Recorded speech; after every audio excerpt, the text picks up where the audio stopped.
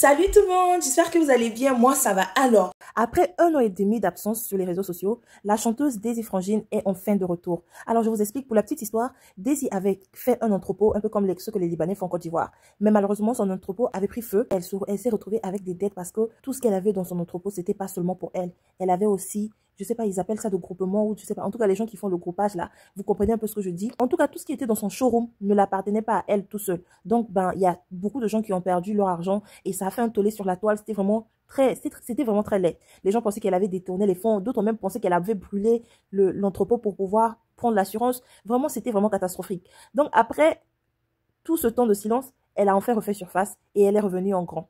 Alors, je vous laisse écouter son direct qu'elle a fait avec Scotty et sa vidéo qu'elle a postée sur TikTok et Facebook. Et après, on revient pour notre petit débrief. Un moment pour ne pas dire de trop, quand tout ce qu'on dira sera mal entendu. Parfois, vous savez, le silence, c'est ce qui empêche de vraiment tout casser quand on aurait envie de tout expliquer. Je suis ici pour faire ce que nous, les entrepreneurs, savons faire le mieux. Se relever, repenser, reconstruire. L'année écoulée a été brutale. Elle m'a appris sur le bruit, sur l'absence, sur les gens, mais aussi sur la force qu'on trouve quand plus rien ne répond. Et par-dessus tout, elle m'a appris à compter sur Dieu. Ce métier qu'on fait, vous savez, celui d'entrepreneur, ce n'est pas un costume, c'est une épreuve, c'est une foi, c'est une solitude, et parfois c'est un combat silencieux. J'ai connu tellement de choses, mais par-dessus tout, j'ai connu le vide. Mais dans le vide, on fait de la place, et j'ai fait de la place pour la rigueur, pour la clarté, la solidité. Je n'ai pas tout fait parfaitement, j'ai essayé, j'ai chuté, j'ai essayé de recommencer. J'ai parti en silence, travaillé dans l'ombre et essayé de reconstruire pas à pas. Et ceux qui me connaissent sauront que j'aime travailler. C'est ce qui me motive, c'est ce qui me booste. Mais malheureusement, l'œuvre humaine n'est jamais parfaite. Alors, petite anecdote, décembre dernier, j'ai écrit un commentaire.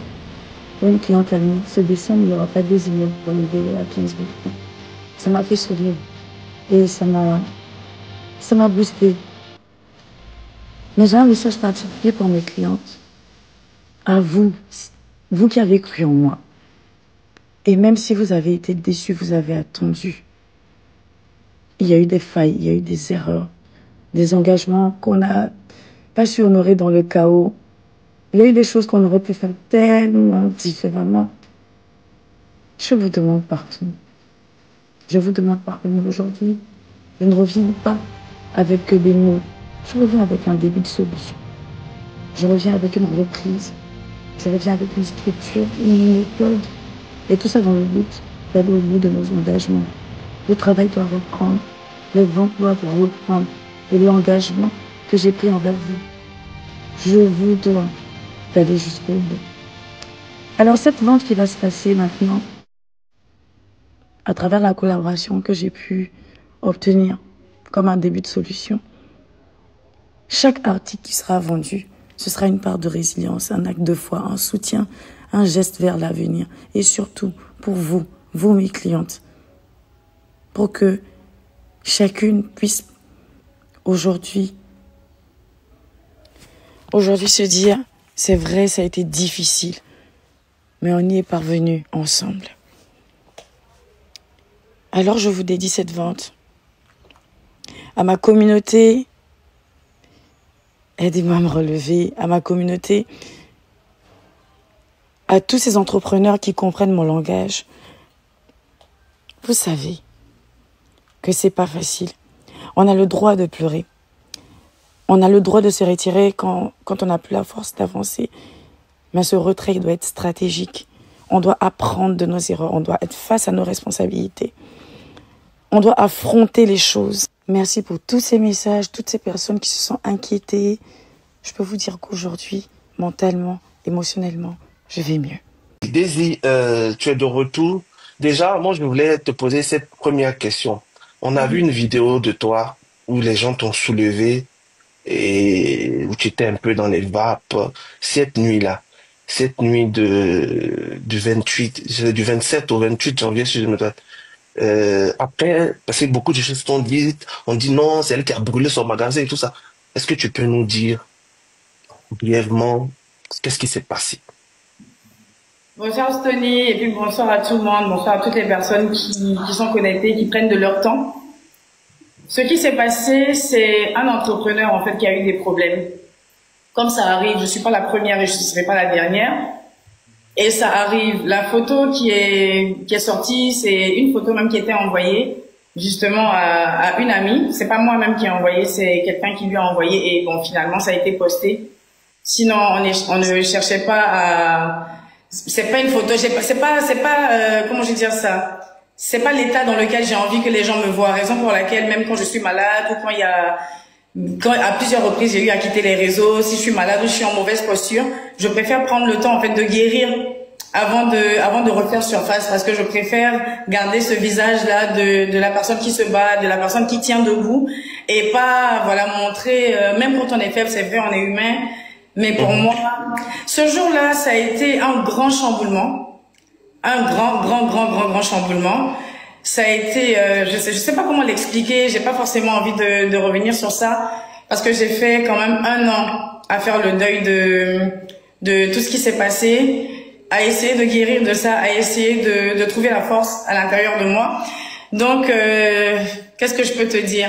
Il y a eu un problème comme ça arrive chez tous les entrepreneurs. C'est ce qui s'est passé. Je ne vois pas l'intérêt justement de, comment je veux dire.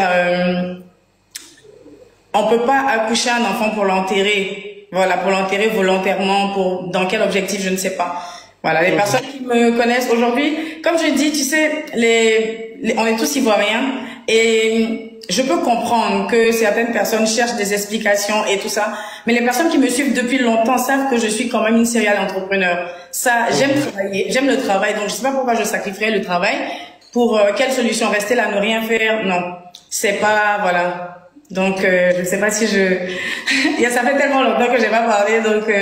Laisse, t'inquiète. Parler qu'on parle là, on paye pas. Alors, tu as tout perdu dans cet incendie. Tu répares à zéro. Je me dis, comment tu fais pour repartir? Alors déjà, il faut savoir, Tony, que quand il y a eu le problème, avant même, quand je suis revenue.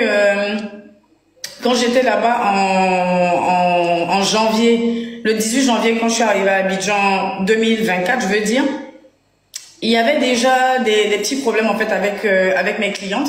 Donc on était en train de mettre tout en œuvre justement pour que les personnes qui n'avaient pas eu leur marchandise puissent l'avoir, qu'on puisse vendre, qu'on puisse faire ceci, faire cela. Et après, quand il y a eu le problème, on a essayé justement d'avoir des solutions là hâtives. C'est-à-dire que moi, je dis, il faut prendre le temps, quand il y a un problème, de digérer le problème, de prendre du recul et d'avoir tout le tableau. Et ce que moi j'ai fait, que je reconnais aujourd'hui, c'est que je me suis hâtée à prendre des décisions, c'est-à-dire on s'est dit, ok d'accord, si on a un peu de trésorerie, il faut qu'on fasse des remboursements, il faut qu'on fasse ça, il faut qu'on fasse ça, et on a mal fait les choses. Parce qu'on ne prend pas rendez-vous avec le malheur, on ne prend pas rendez-vous avec les problèmes, donc... j'ai essayé comme ça de me relever étant à Abidjan, comme ça, essayer de trouver des solutions par-ci par-là. J'ai des gens qui m'ont quand même prêté main forte.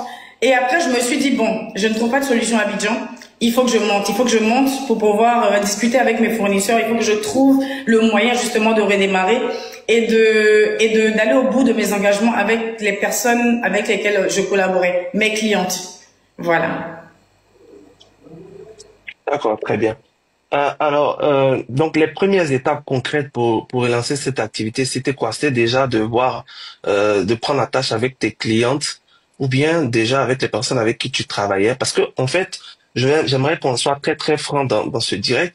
Quand on a appris ton malheur, c'est après cela qu'on a vu des personnes se lever pour dire ouais, mais doit de l'argent, tout ça. Mais avant ça, on n'entendait pas tout ça. Est-ce que ces personnes-là, avant de relancer, tu as pris attache avec elles? Parce que la question qui va se poser aujourd'hui, c'est la question de remboursement de certaines dettes. C'est pour ça qu'on a aboli Conseil, qui est ton conseil, ton cabinet conseil juridique, c'est ça?